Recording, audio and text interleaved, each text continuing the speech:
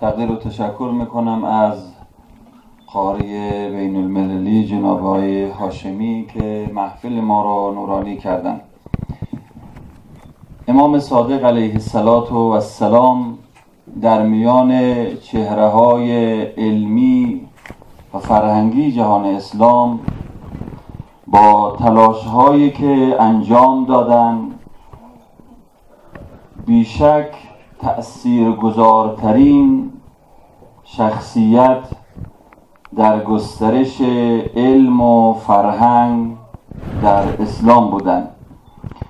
به اعتراف همه تاریخ نویسان و دانشمندان اسلامی، امام صادق علیه السلام با نهضتی که راه اندازی کردند، با شاگردانی که تربیت کردند، خدمتی برای اسلام کردند که خدمت آن حضرت برای گسترش علم و فرهنگ در جامعه اسلام بی‌بدیل بود.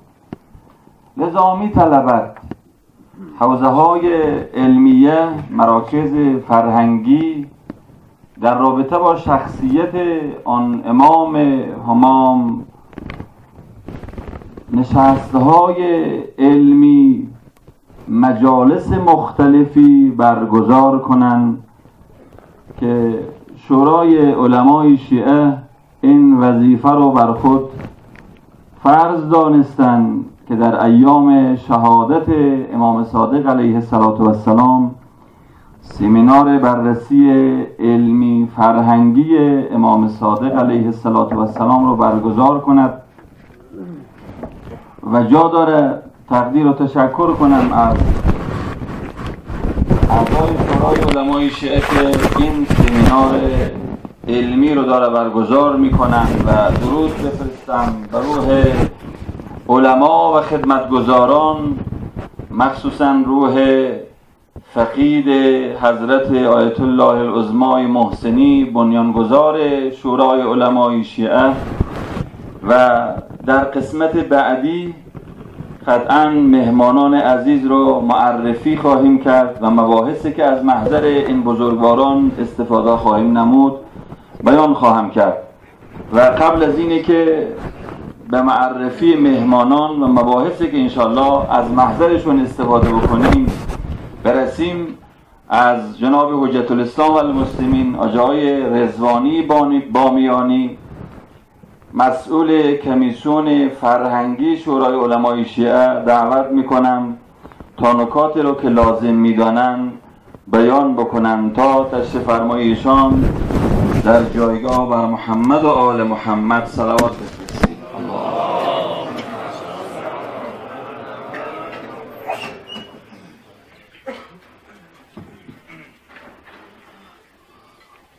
اعوذ بالله من الشیطان الرجیم. بسم الله الرحمن الرحیم.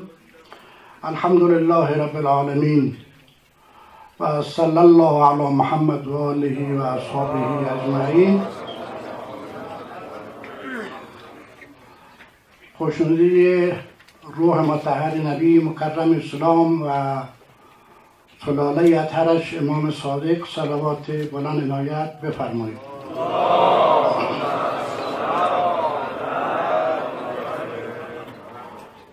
خوش آمد عرض می کنم برای همه حضار گرامی، اساتید، علما، طلاب گرامی، اعضای شورای علمای شیعه افغانستان، اعضای دفاتر آیات اعظام، اعضای کمیسیون عالی شیعیان، اعضای مجمع علما و متنفذین تشیع و همه کسانی که به نحو حضور دارند، اساتید اعظام. و بعد با اجازه شما چند نکته را با عنوان فلسفه برگزاری این سمینار خدمت شما عرض میکنم. گرچه با همون اشاره کوتاهی که آقای دکتر داشت مطلب گرفته میشه. از جانب دیگر شما الحمدلله همه شما اساتید هستین، بزرگوارا هستین و اهل دانش معرفت میدانید نکاتی که مد نظر ماست. ولی باز از باب ذکر فإن الذکری تنفع المؤمنین نکات را من یادآوری میکنم.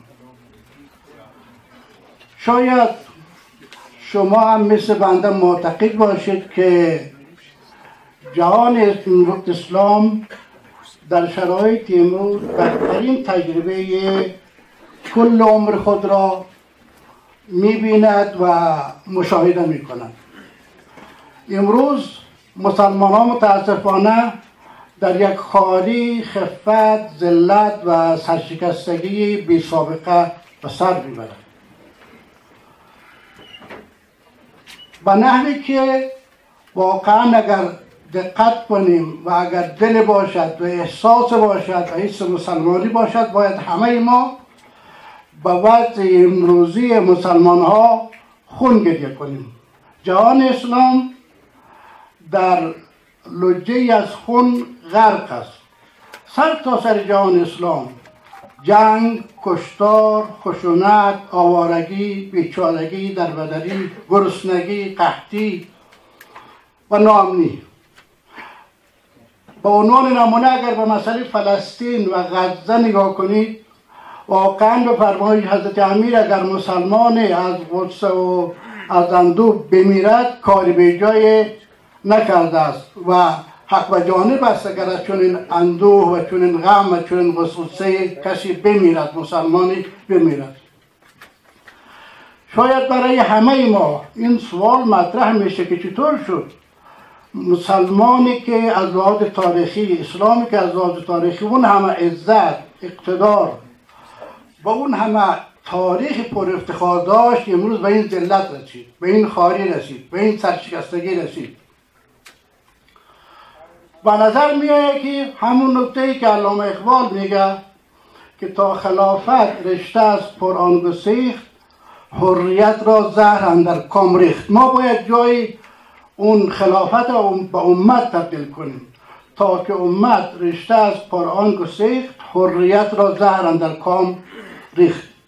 ما بر نسبت که از قرآن و سیره ائمه هدا، سیره پیشوایان دین فاصله گرفتیم، به همون نسبت در خواری، خفت و سرشکستگی گرفتار شدیم و این امر ایجاب می کند که ما یک بار دیگر برای شناسایی قرآن و سیره اهل بیت و فرزندان پیامبر بزرگوار اسلام دقت بیشتر کنیم، حرکت بیشتر انجام دهیم. به همین خاطر است که شورای علمای شیعه افغانستان به عنوان اصیل‌ترین و مهمترین نهاد فرهنگی دینی شیعی در افغانستان ضمن مطالبه حقوق شیعیان به مباحث مهم فرهنگی اجتماعی همیشه پرداخته و می‌پردازد. یکی از این مباحث مراسم مربوط به شهادات و ولادات ائمه طاهرین علیهم السلام است که از جمله به مناسبت همونطور که آقای دکتر گفت به مناسبت شهادت امام صادق علیه السلام یه صلوات مرحمت کنید. اجمالی صاحب اینجا بیایید.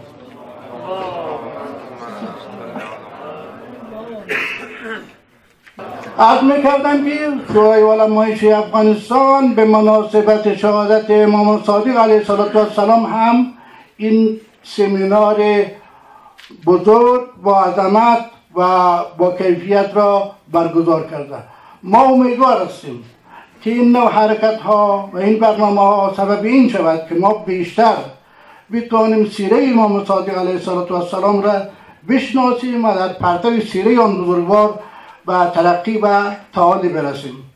بدون شک عصر ما با عصر امام صادق و امام ابو حنیفه رحمت الله علیهما یا امام صادق علیه السلام خیلی شباهت داره. از جمله شباهت ها هجوم فرهنگی عجیب است که ما همه شاهد هستیم. بنابراین امیدوارم که نخبگانی که اینجا حضور دارند همه ما بتوانیم از فرمایشات اینها استفاده لازم بکنیم و بهره ببریم و در سایه سیره امام صادق علیه السلام به ترقی و تعالی برسیم. به حرمت یک صلوات.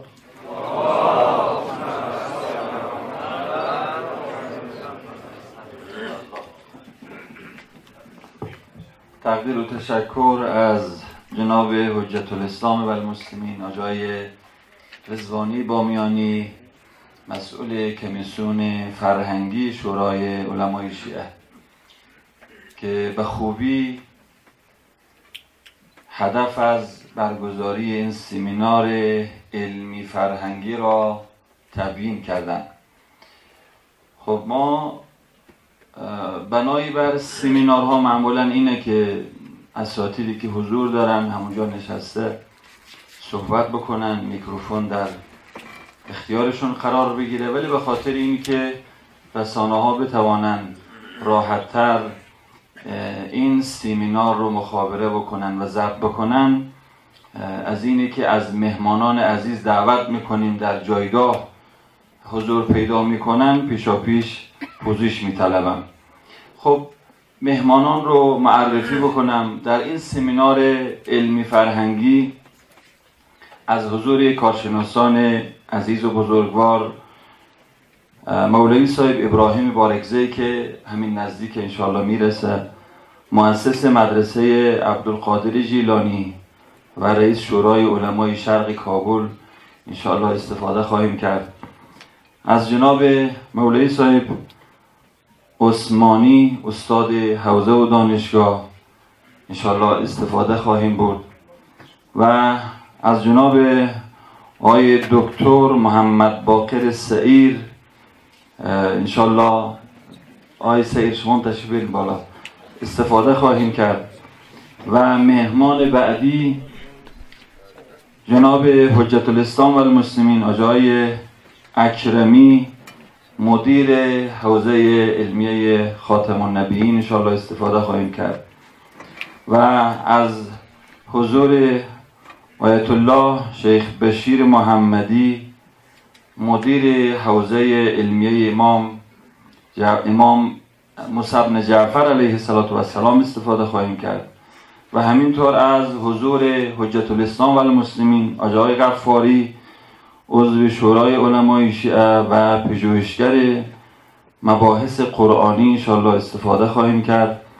و از حضور حجت الاسلام و المسلمین آقای مظفری، عضو شورای علمای شیعه و مدیر حوزه علمیه مرکز فقهی اهل بیت انشاءالله استفاده خواهیم کرد. آقای اکرمی عرض نکردم، آقای اکرمی و آقای محمدی هم از اعضای شورای علمای شیعه. به خاطر اینی که خب فرصت خیلی کم هست، میخوایم از محضر دوستان اساتید استفاده بکنیم. این رو عرض بکنم قبل از اینه که دعوت بکنم از اولین کارشناس امام صادق علیه السلام. خب فعالیت‌هایی که داشتن میشه دسته‌بندی کرد، فعالیت‌های علمی که همه میدانن گسترده است، و همینطور تلاش‌هایی که در مسائل فرهنگی آن حضرت انجام دادن. خب حضرت در مباحث فرهنگی ترویج فرهنگ مناظره و گفتگو را در حضرت در واقع داشتن که میدانید و شنیدید. مناظره های علمی مفید رو حضرت در واقع برگزار کردن و این فرهنگ رو در جامعه علمی اون روز مسلمانان ترویج کردن. خب اولین کارشناس رو دعوت بکنم. با توجه به اینه که فرصت کم هست، اساتید بزرگوار، کارشناسان عزیز، خب موضوعاتی رو که بنده اشاره میکنم با تمرکز به همون موضوعات انشاءالله بحثشون رو ارائه بکنن و فرصت هم 10 دقیقه بیشتر نیست، فرصت رو هم حتما مد نظر بگیرن. به نظرم از اولین در واقع کارشناس دعوت بکنم از به نحو میزبان جمع هم هست آقای اکرمی. از جناب حجت الاسلام و المسلمین آقای اکرمی، مدیر حوزه علمیه خاتم النبیین و عضو شورای علمای شیعه، خب مطالب رو در رابطه با امام صادق علیه السلام و چالش‌های معاصر مطالب رو انشالله ارائه بکنن تا حضور ایشان در جایگاه بر محمد و آل محمد صلوات بفرستید.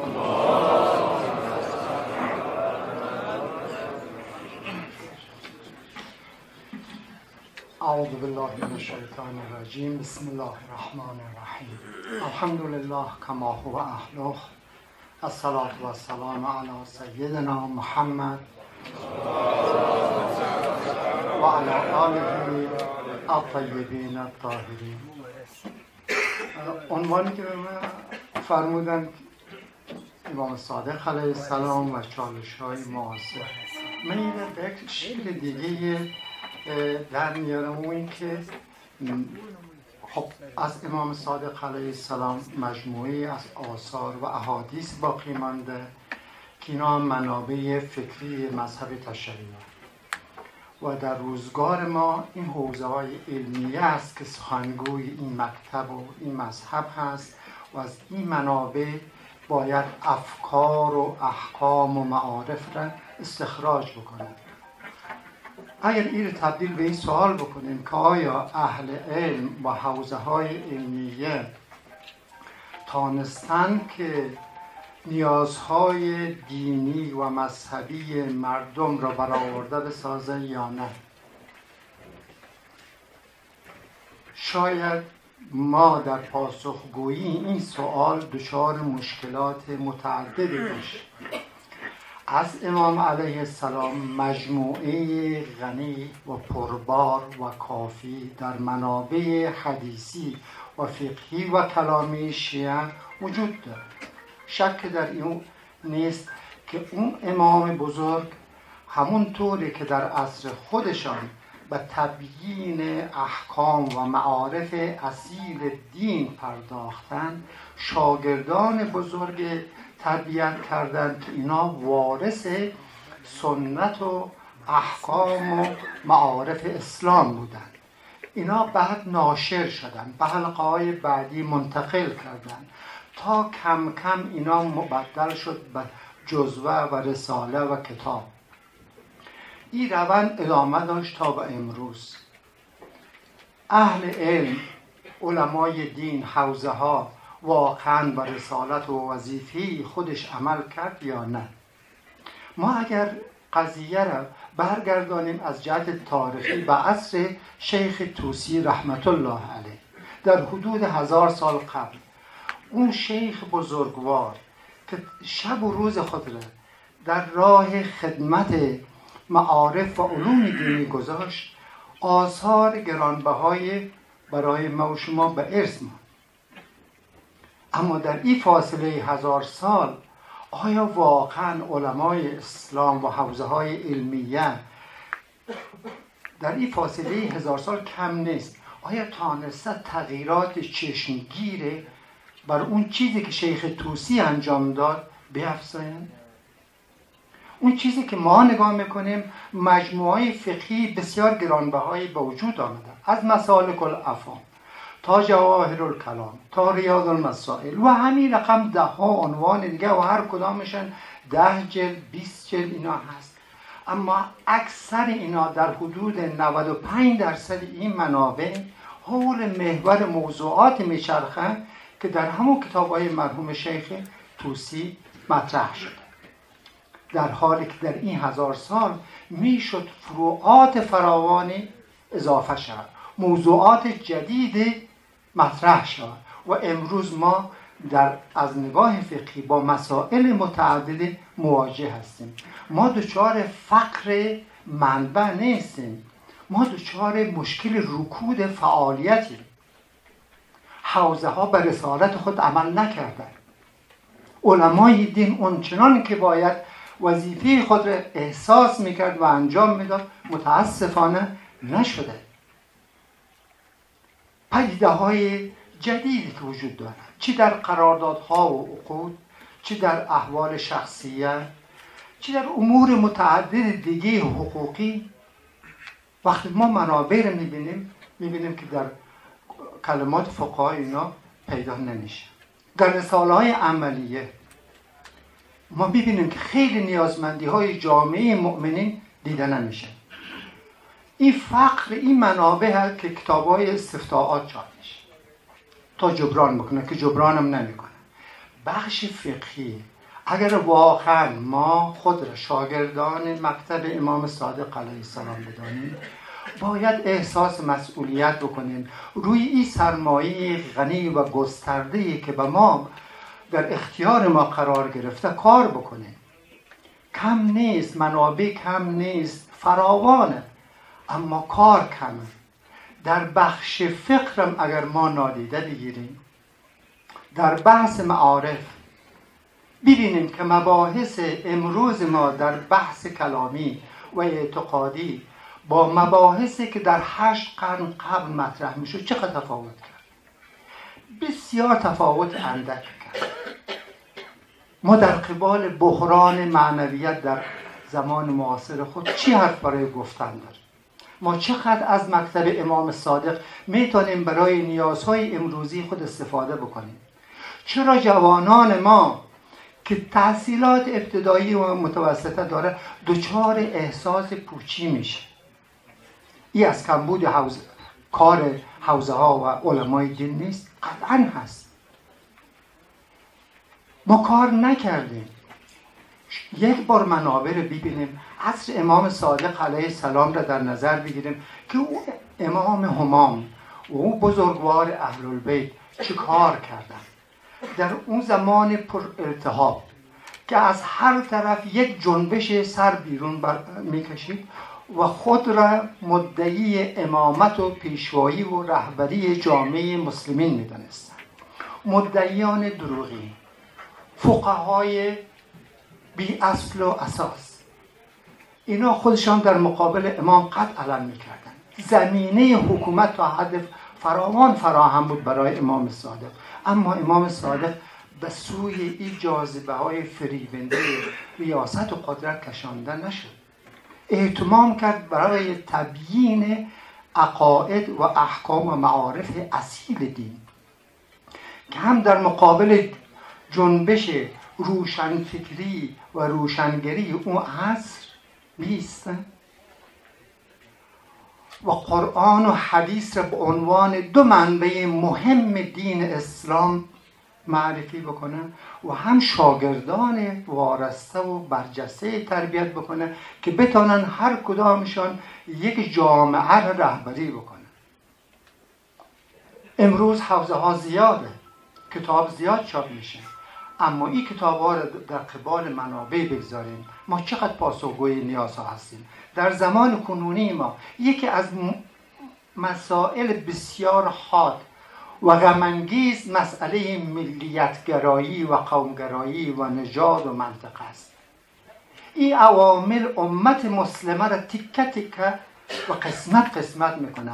علمای اسلام در قبال این گرایش افراطی قومگرایی و ملیگرایی و منطقه گرایی چی کار کرد؟ مگر وظیفه علمای دین بیان و تبیین مواضع اسلام نیست؟ ما در قبال افکار انحرافی که به اشکال گوناگون ظهور میکنه چه کار کردیم؟ در عصر امام صادق گرایش های روشن فکرانه یک شکل شمایل داشت، در عصر ما شکل شمایل دیگه داره. هر زمان مقتضیات خودش داره، اما حوزه ها چه کار کردن؟ واقعا مباحث فقهی رو ببینیم، مباحث مطرح میشه که تقریبا مال 6 قرن 7 قرن قبل بود و امروز هیچ اثری نداره. باز هم فقها همینا رو بحث میکنن، همینا رو تدوین میکنن، همینا رو چاپ میکنن، در حالی که مسائل بسیار فراوانی وجود داره که اصلا باز نشده.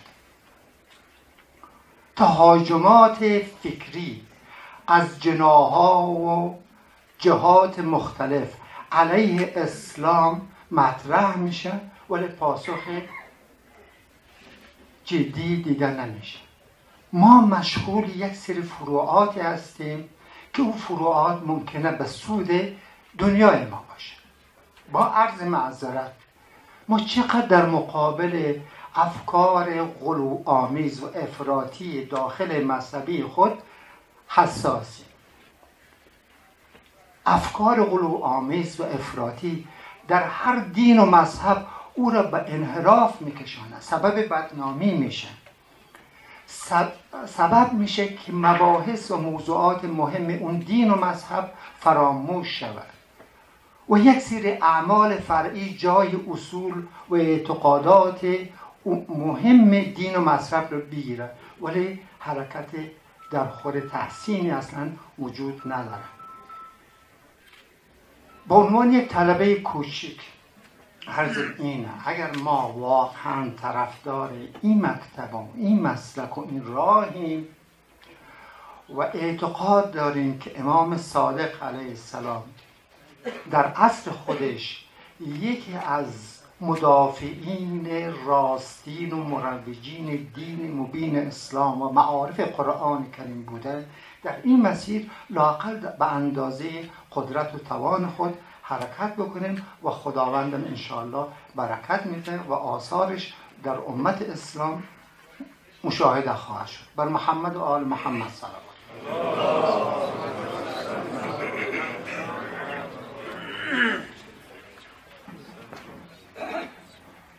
تقدیر و تشکر میکنم از جناب آجای اکرمی. قبل از اینی که از آجای مظفری دعوت بکنم، این سوال رو مطرح میکنم که ببینید، یکی از در واقع فعالیت‌های علمی امام صادق علیه السلام خود دانشگاه و حوزه علمیه است که در مدینه حضرت را اندازی میکنن. در این مدرسه و در حوزه امام صادق علیه السلام بیش از 4000 شاگرد تربیت می شود و در این حوزه افراد متخصص در علوم قرآن، فقه، اصول، کلام اسلامی، حتی در علوم طب و غیره تربیت می بینن. و جالب وقت دقیق نگاه بکنیم، شاگردانی که در این مکتب و مدرسه است از اقصا نقاط جغرافیای امروز اسلامی حضور داره، از خراسان امروز، از حبشه امروز، از در واقع شامات و یمن و از همه جا حضور داره. یکی از سوالاتی که شاید نزد خیلی ها مطرح میشه اینه، این مدرسه، این دانشگاه، این مکتب امام صادق چی ویژگی داشت که امت اسلامی تشنه بودند می آمدند و در این مکتب و در محضر امام صادق تلمذ می کردند. از جناب حجت الاسلام و المسلمین آقای مظفری می خواهیم در جایگاه حضور پیدا بکنن به این سوال که دانشگاه و مدرسه امام صادق چی ویژگی داشت که این گونه تشنگان علم و معرفت مجذوب می شدن و خود را به این دانشگاه می رساندن. تا حضورشان در جایگاه صلوات بفرستید. اعوذ بالله من الشیطان الرجیم. بسم الله الرحمن الرحیم. صلی الله علی سیدنا محمد و آله الطاهرین و اصحابه المنتجبین. فرا رسیدن سال روز شهادت امام صادق رئیس مذهب جعفری رو به همه شاگردان مکتبش و همه حضار گرامی تسلیت عرض میکنم و گرامی میدارم. همونطوری که فرمودن ویژگی های دانشگاه امام صادق چیست؟ موضوعی هست که مصدق میشم در این چند دقیقه بسیار مختصر. در دوره انتقال قدرت سیاسی از مروانیان به عباسیان یک فرصت طلایی بی سابقه پیش آمد برای یکی از ائمه معصومین که امام جعفر صادق علیه السلام باشد. اولین ویژگی این است که امام صادق علیه السلام با استفاده از این فرصت طلایی توانستند یک مرکز علمی بزرگ و بی سابقه را تأسیس بکنند که حالا میتونیم به اسمش رو دانشگاه بگذاریم یا حوزه علمی بزرگ جعفریه. روی اسم مناقشه ای نیست.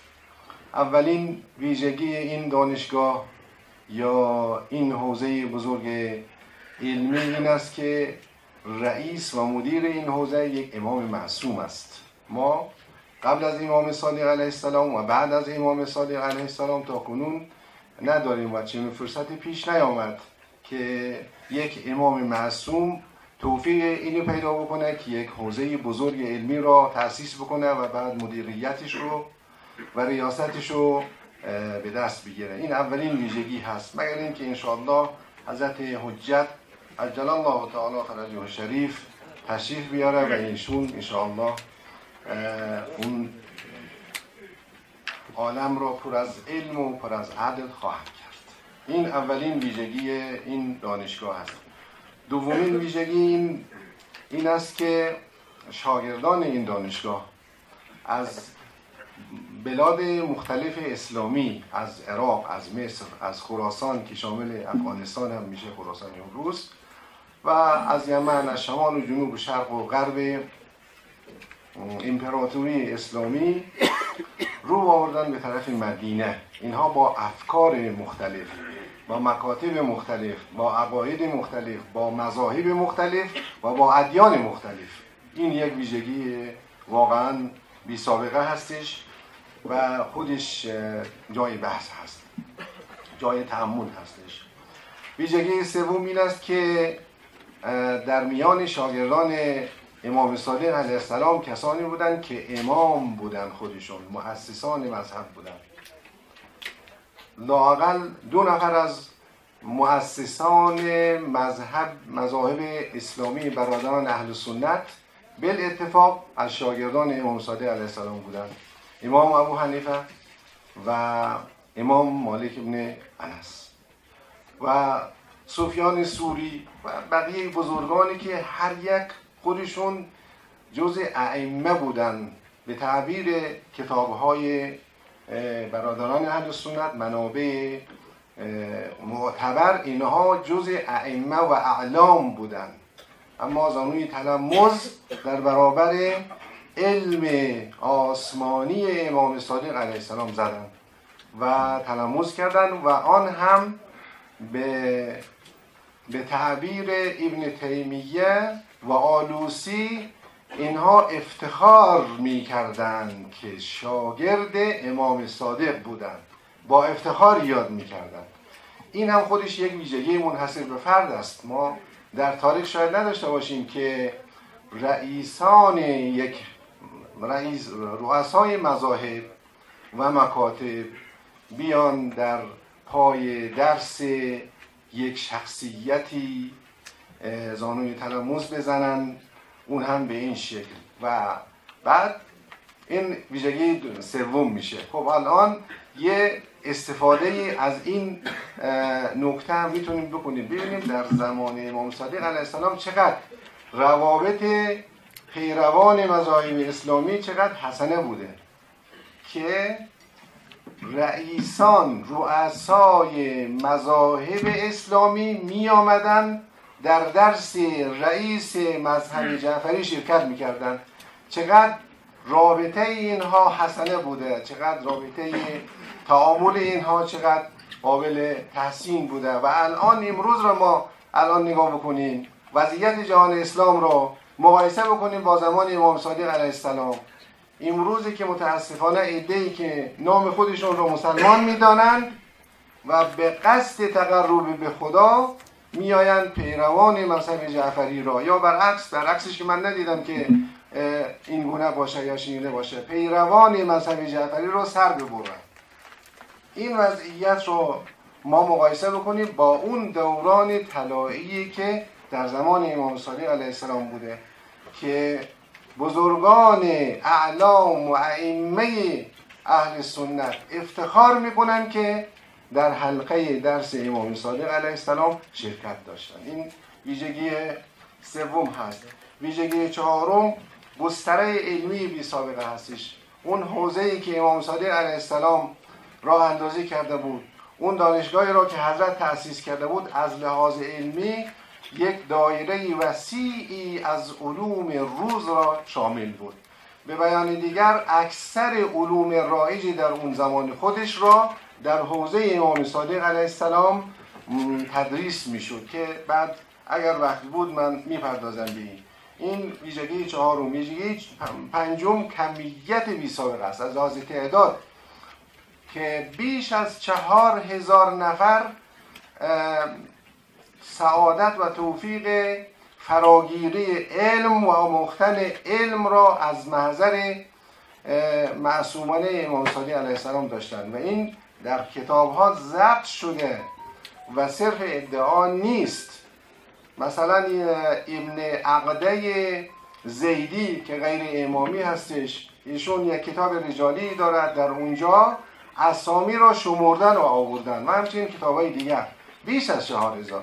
خب ممکنه این سوال پیش بیاد که چگونه این 4000 نفر یا بیشتر در کجا، در کدوم مکان، چگونه استفاده میکردن؟ عرض جوابش این است که ببینید در تعبیرات در منابع آمده که روا عنه، سمع عنه، اخذ عنه. به این صورت نبوده که مثلا مثل حالا یک دانشگاهی باشد، یک مدرسه حوزه علمیه‌ای باشد، بعد صدها نفر در اونجا بیان و امام صادق علیه السلام یک کتاب، یک متن درسی هم داشته باشد، بعد دیگه از اول شروع بکنه. این گونه نبوده. حالا یا شاید حلقات مختلفی داشته. این در کتاب ها آمده که امام صادق علیه السلام هم مثلا جمعی می آمدن از امام صادق علیه السلام سوال می کردن. بیشتری کسب فیضی که از حضرت بوده به صورت سوال بوده. خب سوالات مختلفی فقهی بوده، سوالات مختلفی کلامی و اعتقادی بوده، سوالات علوم شیمی و فیزیک بوده. حلقات مختلفی داشته حضرت، حلقات درس یا در خانهش بوده یا اینکه در مسجد بوده یا مثلا در مکانهای دیگر بودن. می آمدن و از حضرت میپرسیدن و به صورت سوال و جواب بوده. بعضی جاها هم حلقات مخصوص داشته که اونجا اصحاب خاص امام بوده و مباحثی سنگین علمی در اونجا مطرح می شده و امام هم جواب متناسب را می داده. پس از حیث کمیت هم این دانشگاه امام صادق علیه السلام بی سابقه بوده. همین الانش کمتر از دانشگاهی که 4000 شاگرد داشته باشه. در مجموع که نگاه کنیم و حساب کنیم شمرده‌اند، گفتن در مجموع کسانی که کسب فیض کرده اند از حضرت بیش از این هست. خب میفرماید وقت ما تمام. من اصلا متوجه نشدم که چطور به این زودی وقت ما تمام شد. یکی از ویژگی هایی که حالا نمیشه ازش گذشت اینه که جزء شاگردان امام صادق علیه السلام تعداد متنوع از زنان بوده. 10-15 زن رو در اینجا من اسامیش رو اینجا یادداشت کرده بودم که اینها از محضر حضرت کسب فیض و کسب علم کردند. خب در شرایط دیگه در 1400 سال پیش امام صادق علیه السلام با امکانات محدود و مختصر، خب در از محضر حضرت زنان هم کسب فیض می‌کردند.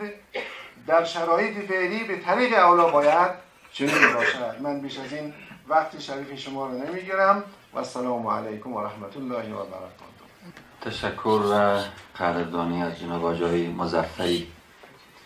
خب یکی از رشته هایی که در مکتب و دانشگاه امام صادق علیه السلام تخصصی بحث میشد و شاید در آن زمان بی سابقه بود، علم طب بود.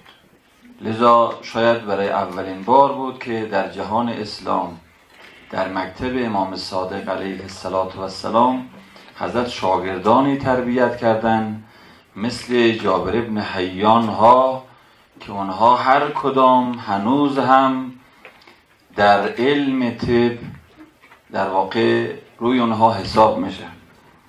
از کارشناس محترم از جناب آقای دکتر محمد باقر سعیر که هم پزشک هست و هم پژوهشگر علوم اسلامی دعوت میکنیم که در این زمینه که در مکتب امام صادق در دانشگاه امام صادق علیه السلام علم طب چی جایگاهی داشت، شاگردانی که در این زمینه متخصص شدن و تخصص یافتن از چه جایگاه برخوردار بودن تا حضور جناب آقای دکتر محمد باقر سعیر بر محمد و آل محمد صلوات بفرستید.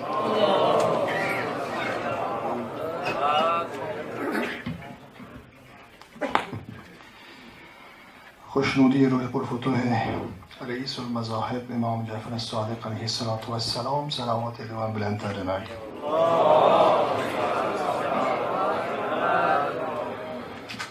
اعوذ بالله من الشیطان الرجیم. بسم الله الرحمن الرحیم. الحمد لله رب العالمین والصلاة والسلام علی خیر خلقه و افضل بریته. اما بعد، قال الحکیم فی محکم آیاته: بسم الله الرحمن الرحیم. سنريهم آیاتنا فی الآفاق و فی انفسهم حتی یتبین لهم انه الحق. و ایضا قال الله تعالی: وننزل من القرآن ما هو شفاء و رحمة للمؤمنین ولا یزید الظالمین الا خسارا.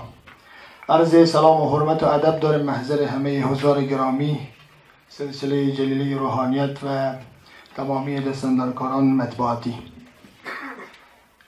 جلسه سنگین و از طرف دیگر موضوعی که به من سپرده شده موضوع بسیار تخصصی است. من قبل از اینکه بپردازم به اینکه در حوزه و در دانشگاهی که امام جعفر الصادق علیه السلام در مورد موضوع طب به چی مسائل پرداخته، دو سه تا نکته را من حیث مقدمه عرض میکنیم. نکته اول، چون جلسه علمایی است، علم امام منحصر به فرد است و مطابق به اعتقادات شیعه از جنس علم لدنی و از جنس علم حضوری است، نه علم حصولی. لذا شما هیچ یک از ائمه را پیدا نمی‌کنید که فرصت تلمذ یا شاگردی را نزد کسی داشته باشه. همه علوم مطابق به اعتقادات شیعه به او علم لدنی الهی وصل است و وابسته است. نکته دوم که بسیار مهم است و اساسی، امام، معصوم، پیامبر، انبیا همه علم را در کدام مسیر مصرف کردن و استفاده کردن. من دو سه تا نمونه تاریخی میذارم تا موضوع خوبتر حل و هضم شه. ببینید، همه ما مسلمان ها اعتقاد و باور داریم و متن قرآن است که عیسی کور مادرزاد را شفا میداد و مرده ها را زنده میکرد. آیا منطقاً ما اینطور برداشت میتونیم که امام حضرت عیسی علیه السلام خیلی کار بزرگ در عرصه تبابت کرد؟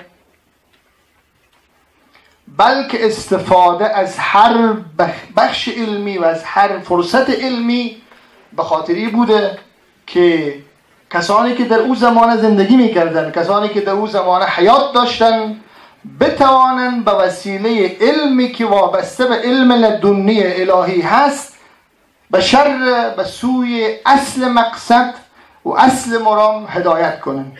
ائمه ما، چه امام صادق علیه السلام، چه امام محمد باقر علیه السلام و همه، وقتی در میادین علمی آمدن استدلال کردن، استجواب کردن و گفتمانهای علمی را برنده شدن، هیچ هدف و مقصدی به جزئی که بشر و انسان او زمان را و دانشمند او زمان را متوجه خالق هستی کنن نداشتن. شما همین کتاب طب صادقه که آیت الله قزوینی تدوین کرده، در هر استدلالش، در هر بحث علمی طبیش، در آخر شما میبینید که امام صادق علیه السلام میگه که میبینید چقدر اعضا و ارگان عادلانه جاگذاری شده است و اگر مثلا شکل چشم این گونه نمیبود چی میشد؟ اگر موقعیت کلیه ها در اینجا نمیبود چی میشد؟ در حقیقت ما را متوجه میسازه و علما و اندیشمندان زمانه خود را متوجه میسازه که ما یک خالق داریم که فوق العاده عدالت داره و عدل را در تکوین همه انسان ها و همه موجودات رعایت کرده و دقیقا ما را میبره به طرف این آیه که در علم کلام روی بحث نظم بسر از او بحث میشه. سنریهم آیاتنا فی الآفاق و فی انفسهم حتی یتبین لهم انه الحق. زود است ما نشان بدیم به همه که یک نظمی در این کیهان وجود داره، در این عالم وجود داره و یک نظمی هم در درون انسان وجود داره و انسانها خیلی خوبتر و نزدیکتر و سریعتر به نظم درونی خود پی میبرن و اعتراف خواهد کرد که انه الحق، خدای منان، خدای حق است و سزاوار عبادت. حالا علم امام در عرصه طبابت هم از همین جنس است. البته بازم چون در محضر علما قرار داریم، در مورد قلمرو علم امام و محدودیت و عدم محدودیتش در میان متکلمین تشیع دو تا نظر وجود داره. یک عده باورمند به ایست که علم امام علم وسیعی است، با اراده است و به گونه از گناه ها هر آن لحظه‌ای که امام اراده کنه و معلومات و دیتاهای دسترسی پیدا خواهد کرد و یک عده هم قائل به محدودیت است. در زمینه طبابت این گونه باید تصور و برداشت نشود که امام صادق علیه السلام یک طبیب حاذق زمانه بوده، بدون شکی بوده، اما طبابت و ارزش‌های شبیه به طبابت در علوم نجوم شما به حمدالله واقفتر و آگاهتر از ما هستیم. در علوم مختلفه امام صادق علیه السلام ابراز نظر کرده و این ابراز نظرها تا به امروز در دنیای طبابت، در دنیای نجوم، در علوم مختلفه بدون شک من حیث نظریات اساسی و بنیادی مورد قبول است. اما بازم من تکرار میکنم، من حیث یک طبیب، امام صادق نه آمده بود که فقط به مسائل طبی را مطرح کنه. امام صادق آمده بود انا ارسلنا رسولنا و انزلنا معهم الكتاب والمیزان لیقوم الناس بالقسط هو الذي بعث في الأميين رسولا منهم يتلو عليهم آیاته و یزکیهم. اصل مراد اینه. اگر در آمده در مقابل طبیب هندی استدلال کرده، بحثش است که در هر زمانه، چه در زمانه حضرت ابراهیم، چه در زمانه حضرت عیسی و چه در زمانه امام جعفر الصادق علیه السلام، حتی در ابتداء خلقت آنی برتر بوده، آنی افضلتر بوده، آنی دست برنده داشته که و علم الآدم الاسماء كلها ثم عرضهم على الملائکه فقال انبئونی باسماء هؤلاء ان کنتم صادقین. دست کسی بلند بوده که او دست با دانش، با تخصص، با فنون چی بوده؟ یک جا بوده. لذا امام صادق علیه السلام اگر در مسیر طبابت آمده بحث های طبی بسیار دقیق و عمیق کرده، فقط ای که بتانه من حیث رئیس المذاهب، من حیث نماینده تمدن اسلامی در اون زمان، توجه دارین قرن دوم هجری در دنیای اسلام و در دل تمدن اسلامی قرن انلایتمنت یا روشنگری است، افکار مختلف آمده. حالا من حیث نماینده رسمی، من حیث نواسه پیامبر گرامی اسلام، باید در برابر هر یک از شبهات و هر یک از موارد کسی می بود و باید سینه سپر میکرد و استدلال میکرد. و امام صادق علیه السلام هم همونطوری که در عرصه های فقهی، کلامی، نجوم و ابعاد دیگه استدلال کرده، در عرصه طبی هم آمده استدلال کرده و نگذاشته تمدن اسلامی با اون همه ادعا دچار شکست فرو پاشی شده. حالا من دو سه نکته را خدمت شما عرض میکنم از بیانات امام صادق علیه السلام. امام صادق علیه السلام یاری داشته و یاوری داشته به نام مفضل. ایشان یک روزی در مسجد و یا در یک محله با ابن ابی الاوجاع بحثشان میشه. وقتی محضر امام صادق علیه السلام تشریف میارن، میبینه که وضعیت مفضل نظر روحی و روانی خوب نیست. پرسان میکنه و بعد بحث پیش میره. 4 روز متواتر امام صادق علیه السلام در مورد علم طبابت صحبت میکنه. آقای دکتر صالحی بحث طبابت بحث بسیار جنجالیست، وقت زیادتر میخواه، عذرخواهی میکنم، صحبت میکنه و از جمله دو سه نکته رو میخوام عرض کنم که امروز طبابت امروزی هم به او شدیداً باورمند است. امام صادق علیه السلام در مورد جنین میگه که ببینید چه حکمتی بزرگ خداوند قرار داده که طفل یا جنین در میان سیگان سیاه چاله قرار داده. و امروز اولا بعد از تحقیقات بسیار زیادی در علم امبریولوژی استدلال میشه که طفل یا جنین وقتی در عالم رحم قرار داره 3 تا جداره رو میپوشانه. یک جداره رحم مادر، دوم کیسه است به نام یالکسک که از اون طریق قسمت عمده تغذیه طفل میشه، و 2 تا کیسه دیگه که همزمان کلیت رحم کلیت جنین رو میپوشانه که به نام آمنیون و کوریون مشهور است. یعنی امام در اون زمان با وجودی که نه دانشگاه رفته، نه مایکروسکوپ داشته، نه مثل دکترای امروزی اولتراساوند داشته، نه سی تی اسکن داشته، هیچ چیزی در اختیار نداشته، ولی نظری فوق العاده دقیق ارائه کرده. همینطور در مورد گردش خون، ایشان در مورد گردش خون جالبترین نظریه را داده که بعداً علما و اندیشمندان غربی به او دست یافته. ایشان میگه وقتی غذا وارد معده میشه و بعد از اینکه تجزیه و تحلیل میشه در ساختمان‌های فوق العاده کوچکی تجزیه میشه و بعد جذب میشه.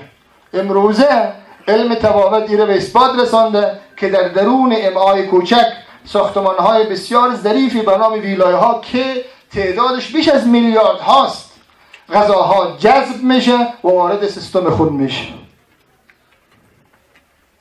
ما متاسفانه در برخورد تمدنی 2 تا چالش بسیار عمده داشتیم با غربی ها. چالش اول بسیار مهم ما و عبارت از سرقت علمی بوده. همونطوری که غربی ها تمدن غربی ها آمدن منابع طبیعی را بردن، طلا را بردن، ارزش های علمی و تمدنی را با خود بردن.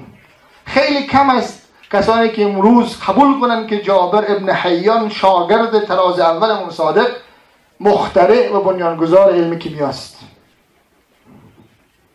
و خیلی کم است در دنیای جامعه شناسی که به اندیشمند بسیار بزرگ ما را من حیث پدر جامعه شناسی قبول کنن. یک. دوم، کاری که با ما کردن کار دچار بحران هویت تمدنی کردن. و من حیث یک دکتر و بسیار از کسان دیگر من حیث کسانی که در علوم فنی بحث میکنن خیلی کم مراجعه میکنیم به منابع ما و خیلی کم مراجعه میکنیم به مستندات روایی ما و این ناشی میشه که ما به صورت کل دچار بحران هویت هستیم و این چالش هویت امیدوار هستیم که حل شود و ما بتانیم من حیث یک تمدن بارز در عرصه جهان عرض اندام کنیم. ما عذرخواهی میکنم، میخواستم موارد دقیقی به دیگری را از بیانات امام صادق بگم ولی به خاطر که حوصله جلسه سر نره و از طرف دیگه رعایت نظم و اصول جلسه شود برای محمد و آل محمد صلوات.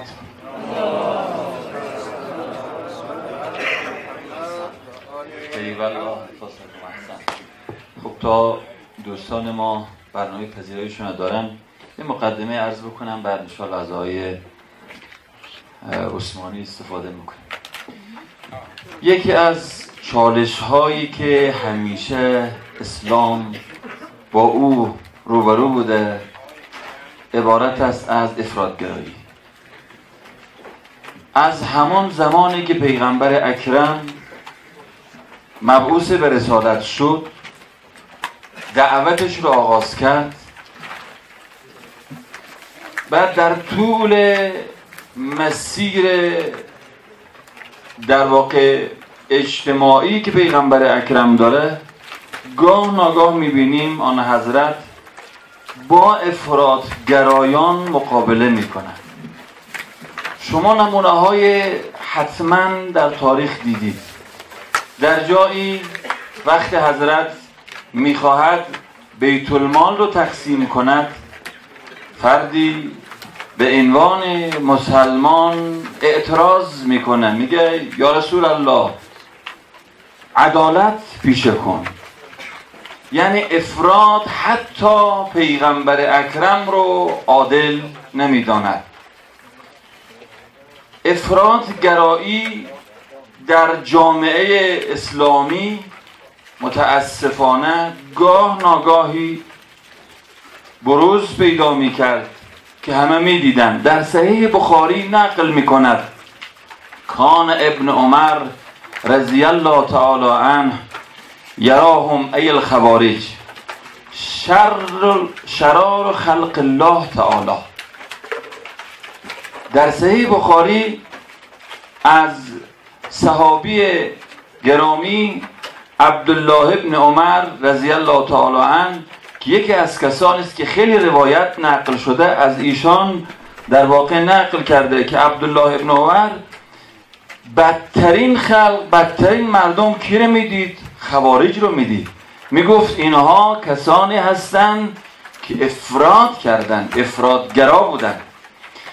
بعد این افراطگرایان چه در زمان پیغمبر اکرم، چه در زمان خلفای راشدین و چه بعد از اون میبینیم در جامعه اسلامی در مقابل حاکمان اسلامی گاه ناگاه قد علم میکنن، یا به عنوان مبارزه یا به عنوان حرف زدن، به هر شکلی خود رو نشان میدهن به عنوان افراطگرایان.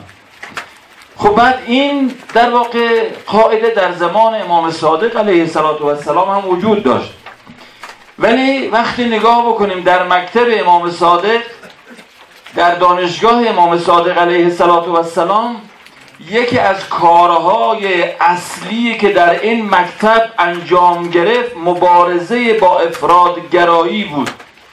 لذا شاگردان اون حضرت رو میبینی، شاگردان حضرت همه راهشان راه وسط و راه تعادل است.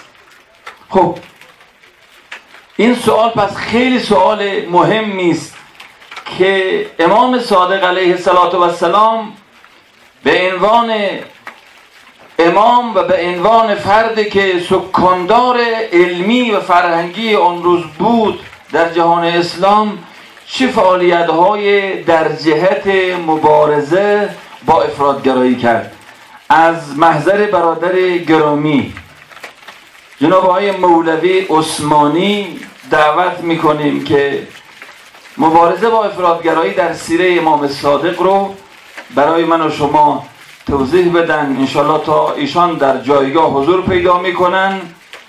برای خوشنودی، سلامتی و تعجیل فرج آقا امام زمان صلوات بفرستید. آقای عثمانی، من نمیدونستم آقای رضوانی میگن دکتر عثمانی. آقای دکتر عزیز ما جناب آقای عثمانی.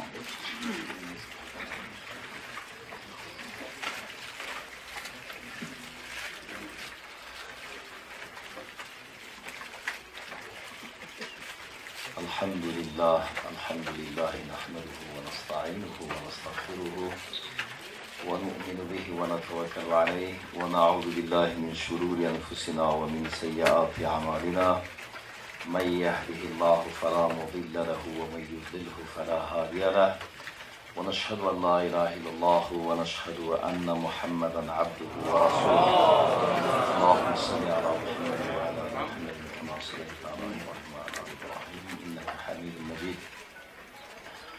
أما بعد فأعوذ بالله من الشيطان الرجيم. بسم الله الرحمن الرحيم. والذين آمنوا وعملوا الصالحات سيجعل لهم الرحمن ودا.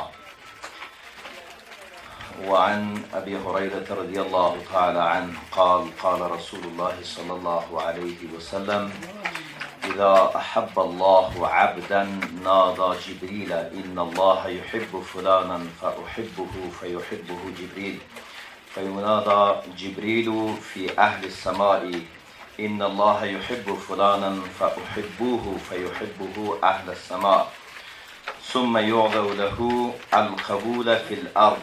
رواه البخاري. الحديث أو كما قال رسول الله صلى الله عليه وآله وسلم.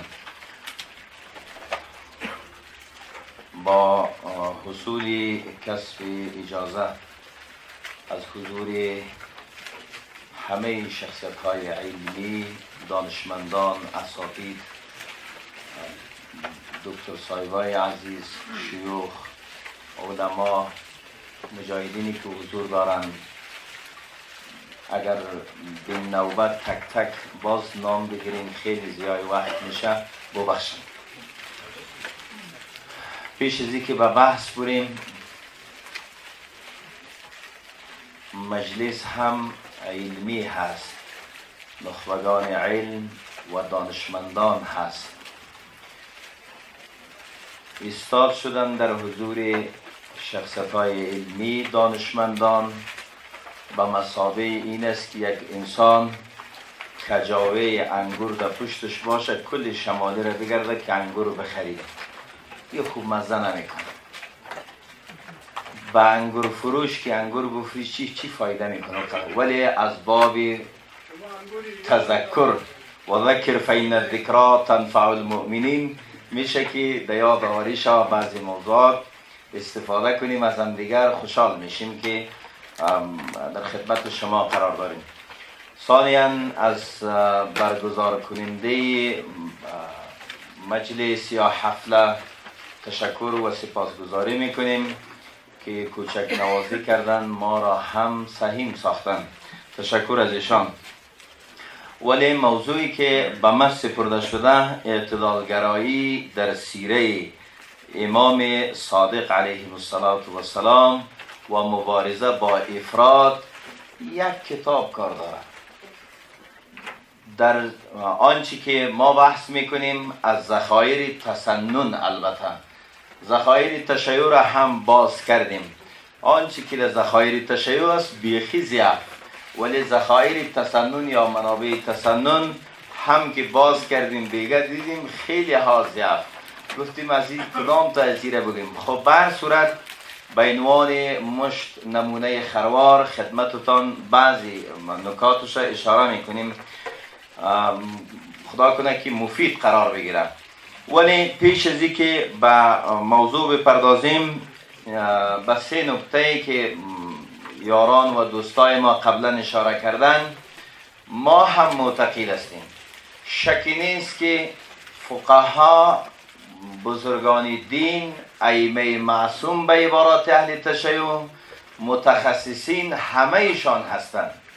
تخصص تنها در باب طبابت نی، تخصص در باب افتاء نی، تخصص در باب تفسیر نی، تخصص در باب فقه نی و صرف و نحو و بلاغت نی. همان قسمی که جناب آقای دکتر اشاره کردن، اینا یقینا دقیقاً که متخصصان در موضوعات مختلف و گوناگونی هستند. عصر قبلی را بگذار، اونا خود خیر قرون هستند، بلا شک ما حرف نداریم.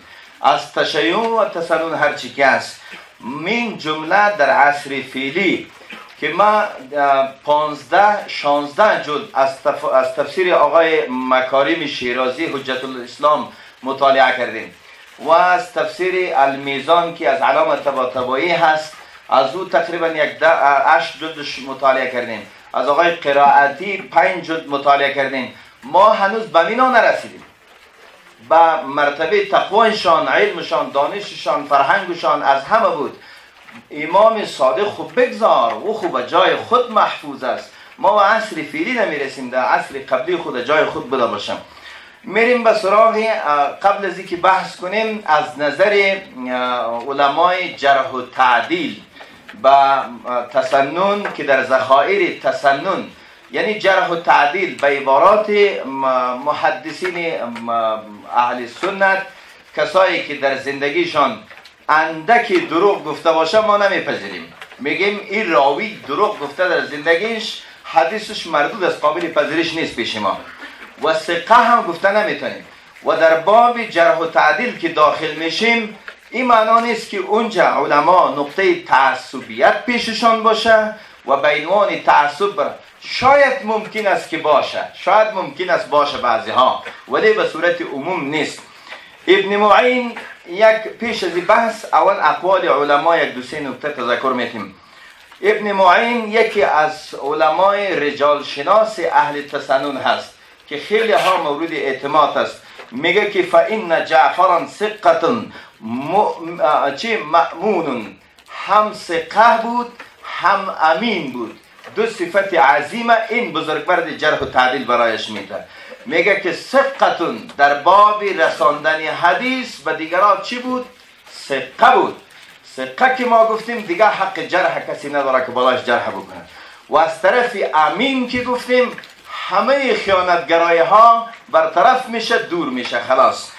مرد دیگری رجال شناس حکم ابن حجر در تقریب و تهذیب که شاید علما هستین شما همه میدانین، میفرماید که صدوق فقیه امام. سه صفت عظیم میده. میگه این بزرگ مرد صدوق بود، همانطوری که مشهور به صادق هست که نامش تخلصش به صادق مشهور است.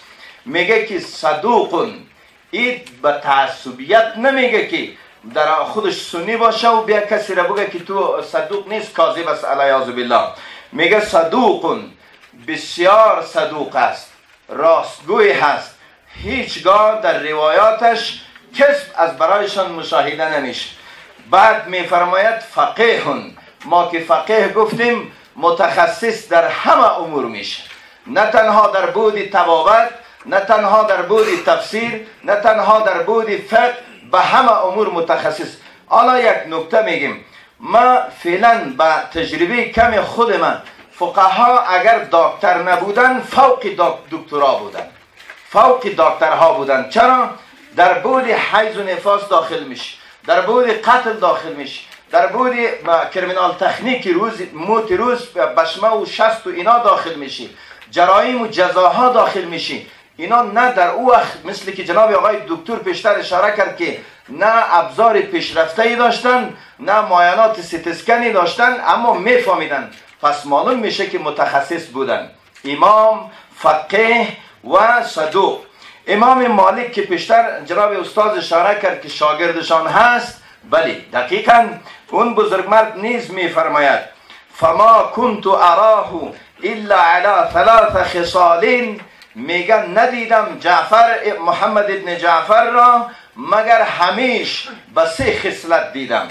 دایم که پیشش میرفتم، با همراهش مکالمه میکردم، بحث میکردم، 3 خصلت عظیم در وجودشان بود. اول، اما مصلین، هرگاه میرفتم یا به نماز استاد بود. هر وقتی که به ملاقاتش میرفتم میدیدم که به نماز استاد بود. صفت نمازخوانی بیشتر به کیست؟ به محمد ابن جعفر علیه السلام. دوم میگه و اما صائمون، دائم الاوقات که میرفتم برش آب پیش میکردم، میوه پیش میکردم، چیزی به خدمت میرساندم، میگفت که و چیز صائم و روزدار هست. این 2 صفتش. سیوم میگه که و اما یقرأ القرآن، و گاهی اوقات که اکثر میرفتم از همه 3 حالت خالی نبود، یا قرآن میخواند، یا نماز میخواند، یا روزه میگرفت. حالا درد ما دمیج است، درد ما دمیج است که ما من حیث علما پیروی همچون شخصیت ها، ما خود ما قسمت های دیگری برادرای دیگری را میگیم.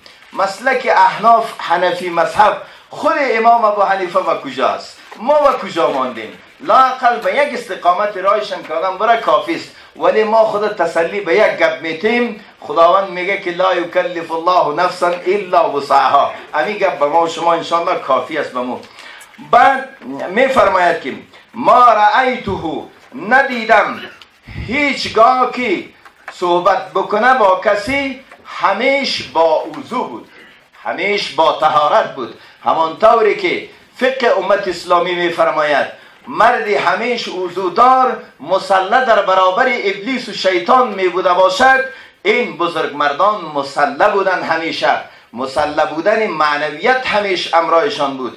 علمشان که لدونی باشه بالکل بخی درست است، هیچ مشکل نیست. ابن عدی می فرماید من ثقات الناس، یم از رجال سناس است، میگه که این از بزرگمردان ثقات بود، نه از ضعفیت ها. ما داریم خیلی جرح و تعدیل در بین ائمه، ولی میگه از ثقات ناس. ابو حاتم رازی میفرماید جعفر ابن محمد ثقتون لا يسأل عن مثله، آنقدر ثقه بود در باب رساندن حدیث که هیچ از مثلش دیگه پرسان نکن، دیگه از مثلش دیگه پرسان نکن.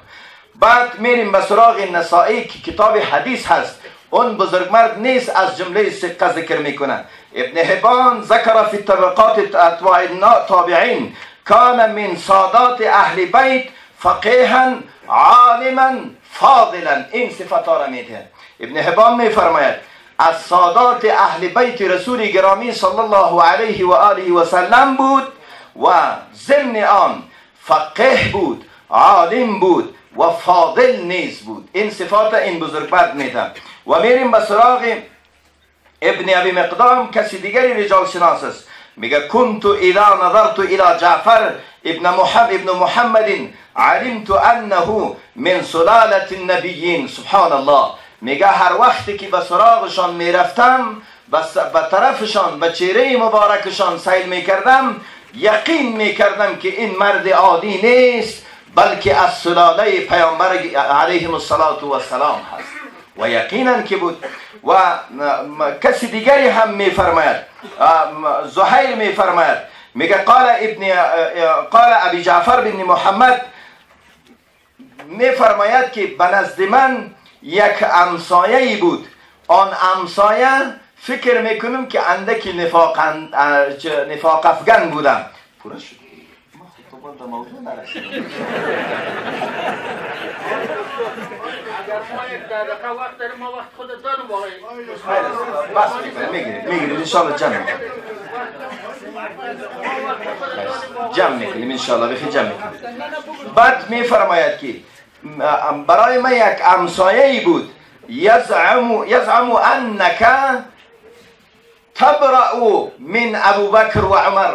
میگه گمان میکردم که محمد ابن جعفر از ابوبکر و عمر چی میجوسته؟ بیزاری میجوسته، یعنی اونها را بد میدانسته، نفاق میانداخته. و سپس نزدشان رفت، گفت که آیا شما از این دو مرد بیزار هستی؟ گفت بری الله من جارک، خداوند از همسایت الله بیزار باشد. والله اینی لارجو ان ینفعنی الله بقرابت من ابوبکر و عمر. قسم به الله که من میخواهم به قرابت این بزرگ مردان به من نفع برساند. دقیقاً که اینا محبتشان بیشتر بوده با یک دیگر. مسلم کتاب حدیث دیگری از التسنن است، میفرماید کان سیدا، محمد ابن جعفر سید بود، امام بود. ما علمت شیئا، من نمیدانم در موردش چیزی را که یشینه فی دینه اصلا، که عیبالود کرده باشه در دینش، تن وارد شده باشه، قطعا نمیبینم. وقتی که تمام آخر میریم امام ابو حنیفه رحمه الله، پیشتر گفتیم امام کوفی، شخصیت بزرگ امت که هزارها لکها میلیون پیرو دارد، میفرماید ما رأیت احدا افقه من جعفر ابن محمد. من فقیه‌تر از جعفر ابن محمد را ندیدم. تلک عشرتون کامله. دیگه از بیشتر چی میخواهی؟ 10 تا خوب پره شد. آیت نخواندم اما تو گفتم عربی که 10 تا پره شد. وقتی که این بزرگ مردان اینقدر توصیف میکنه، توصیفشان به خاطر مالش نیست، توصیفشان به خاطر قدرتش نیست، توصیفشان به خاطر مقام و منصبشان نیست، توصیفشان به خاطر رضامندی و خوشنودی خداوند جل جلاله است، به خاطر شخصیتش است، به خاطر برازندگی و ارزشمندیش است. بحثی که اینا دادم خوب وقت پره شد دیگه، بس کنیم. یک دو نکته میگیم بس دیگه موضوعات میمانیم. اعتدالگرایی شماره گرفتیم، تا حالا یکم شمار نکردیم. خو یک تایش میگم دیگه، وقتی دیگر دوستا را نمیگیریم. همین یک نکتهش بس کافی است. ما عقیده ها را دیدیم، مطالعه کردیم، از قبل از رسالت، بعد از رسالت، تا روز قیامت هم بوده باشه، تا روز قیامت. یکی خو همون آیه قرآنی است که کل حزب بما لدیهم فریحون. یک پودری رم که بری سر پل پرسان کنی کس پو چیز پودر میکشم، امو که برش برسد دنیا را به یک گرد پودر خود نمیکنه. امی قدر خوش میشه، امی قدر خوش میشه که کلی کابل بیت خوش، کلی کابل برش توفه و هدیه بیت خوشحال نیست، ولی به مو قدر چیز خود خوشحال است. بیاییم دنبال حقیقت گرایی بگردیم. اختلافاتی که در بین مذاهب، در بین امت مسلمه، نفاق افغانان تاریخ در سطح تاریخ انداختن، مشترکات مسلمان ها را دور ساختن، نفهمیدن که به اندک اختلافات ظاهری تکفیر و تفسیق و تضلیل کردن، این در دین خدا جایی نداره. یک روز یک کلیپ از آقای غفاری صاحب میشنیدم، میگفت که تکفیر کردن امت خیلی بار سنگین هست. با خود گفتیم که دقیقاً بار سنگین هست. ما پاسخگو نیستیم روز قیامت که بگیم فلانی را ما تکفیر، ما چی کاره هستیم کسی را تکفیر بکنیم. آن هم اهل قبله باشه، نماز بخونه، روزه بگیره، معتقدات به همه معتقدات پابند باشه، مسائل فروعات در جای خود محفوظ، این در بین پیش فقها هم است. امام شافعی یک طرف کش میکنه، امام مالک دیگه طرف کش میکنه، ائمه فعلی دیگه طرف کش میکنه. 4 مسجد برین، یعنی 4 مسجد یک مسئله را پیشتان بگیرین، پیش 4 ملا برو پرسان بکن. اگر 4ش یک فتوا داد، من دیگه دونگی سر نمیکنم بخیر. این نمیاد 4 ملا، هر کدامش فتواهایش مختلف است. حالا که فتوای 4 ملا مختلف شد، تو کمر بسته که هر 4ش کافر میگی، یک مسلمان که تو هستی، تو را ما نمیخوایم کلمه سنگ زده میکشد مثلا. ما که کافر بودیم، بیدین بودیم، خیلی تو از کجا آمدی؟ تو مسلمان تو هم نیستی. به این اساس ما ایمان داریم که همه معتقدات و اصول ما او قدر تفاوتی ندارند. ما به مطالعات کم خود ذخایر حدیث تسنن هم میریم، تشیع هم میریم، همه مذاهب مالکی را میریم، شافعی را میریم، حنبلی را میریم، این و آن، ولی نمیبینیم کسی را که اهل تفسیق بخوانیم، فاسق بگوییم، تضلیل بگوییم، کافر بکشیم، بیدین بکشیم، از سیطره اسلام و مسلمین دور بسازیم. و بحث های اندک خرد و کوچک نباید ما را وادار بسازه به تفسیق و تضلیل و تکفیر کسی دیگری. او باید در جای خود محفوظ باشه. کسی با ما بحث علمی داره، خدمت ما بیا، ما خدمتش برم.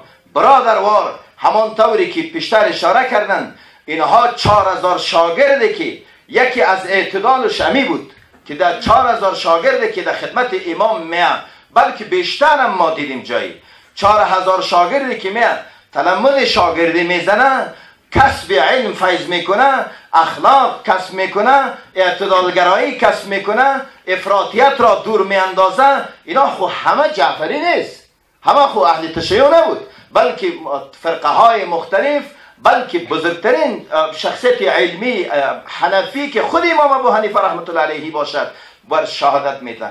به این اساس با آسیاب دشمن بیشتر از این آب ریختاندن به نظر ما که مذموم است، محمود نیست. ما در یک فضای افغانستان زندگی میکنیم، تحت لوای یک نظام امارت اسلامی زندگی میکنیم، آماده هستیم هر نوع دفاع از دین و اسلام و عقیده و سرزمین خیش داشته باشیم. از اینکه بحث خود نمیشه، در دیگه پیره بادره بحث میکنیم. سبحانك اللهم بحمدك اشهد ان لا اله الا الله و نستغفرك و نتوب الیک. بفرمایید.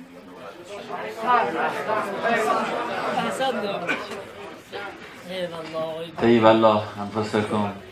تقدیر و تشکر ویژه میکنم از جناب مولوی صاحب دکتر سید صفی الله عثمانی که استاد حوزه و دانشگاه انصافا خیلی خوب صحبت کردن، نهایت سپاس رو دارم. یکی از مباحثی که مطرح هست در واقع در سیره امام صادق علیه السلام شاید بحث وحدت امت اسلامی است. قبل از اینکه دعوت بکنم از جناب آقای غفاری، بخوام این سوال رو مطرح بکنم که شاگردان امام صادق علیه السلام اگر زندگی اونها رو مطالعه بکنی از مناطق مختلفه، رنگهای مختلف، سیاه هست، سفید هست، عرب هست، عجم هست، ولی آنچه که میبینیم در سیره امام صادق علیه السلام وحدت موج میزنه. و بعد سوالاتی که گاه و بیگاه از امام صادق علیه السلام میپرسن در ارتباط با رفتار با فرق مختلف، آنچه که مشخص است وحدت امت اسلامی دغدغه اول مکتب امام صادق علیه السلام بوده. لذا خیلی بجاست اینجا از پژوهشگر علوم قرآنی عضو اجرایی شورای علمای شیعه جناب حجت الاسلام المسلمین آقای غفاری در این زمینه بیشتر بشنویم. تا حضور ایشان در جایگاه بر محمد و آل محمد صلوات بفرستید.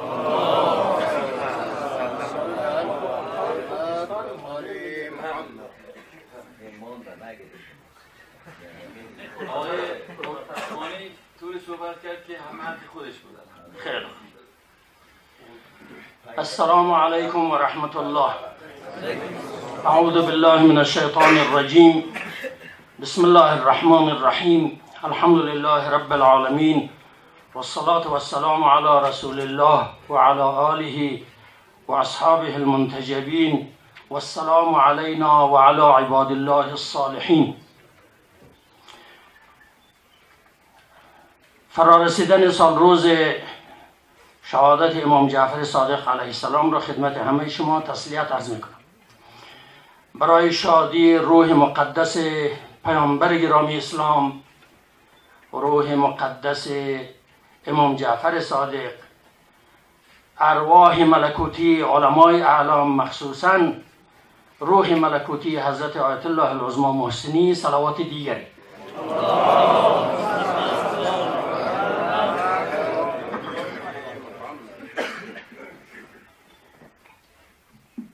تشکر میکنم از کمیسیون های فرهنگی و تبلیغات شورای علما که میزبان برگزاری این جلسه هستند.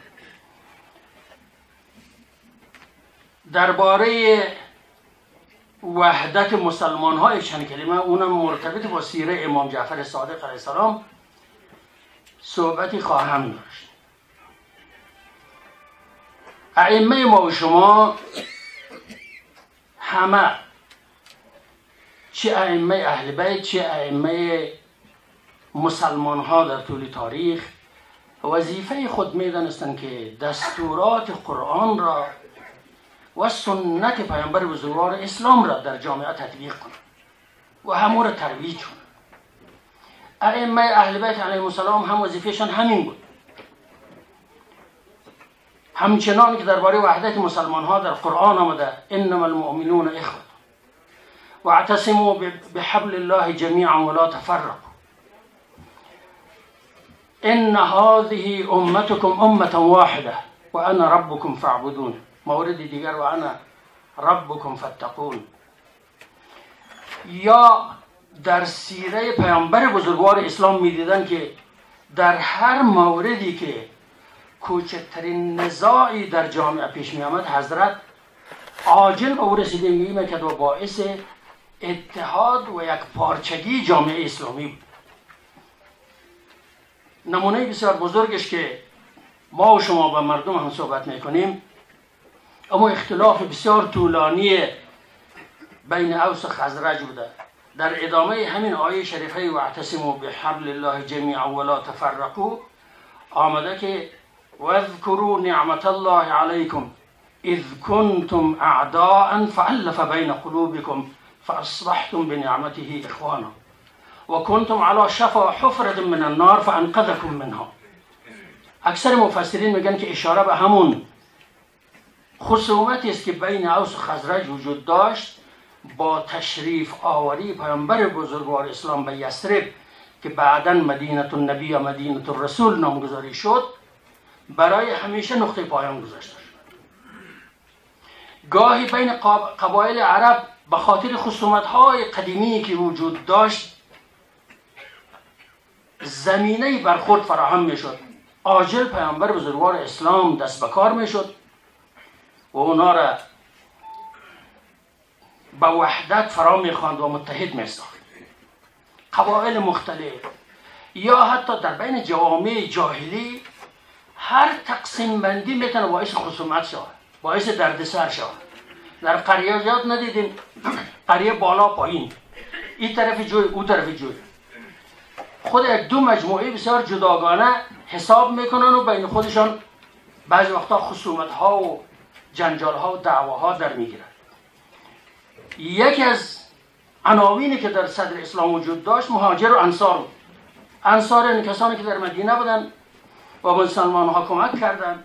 مهاجرین این کسانی که به شمول پیامبر بزرگوار اسلام که از مکه آمدن، هجرت کردند و در مدینه سکنا گزیدند و از همکاری انصار استفاده کردند.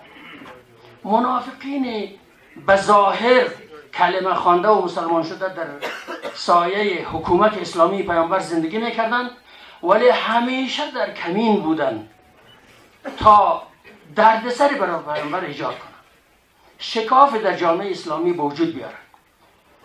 در رأس شده مشهور است که همه ما شما میشناسیم یا نامش یعنی شنیدیم و بین مردم هم ما شما سخنرانی کردیم و گفتیم عبدالله ابن ابی یا عبدالله ابی. یکی از داستانهای مشهور که در سوره منافقون اشاره شده به او، از یکی از جنگ ها پیامبر برگشت، در یک جایی به اصطلاح اتراق کردن، پایین شدن برای رفع خستگی. یک چشمه آبی بود و از او آب برداشت میکردن، چشمه کوچک، آبش کم و تعداد مسلمان ها زیاد.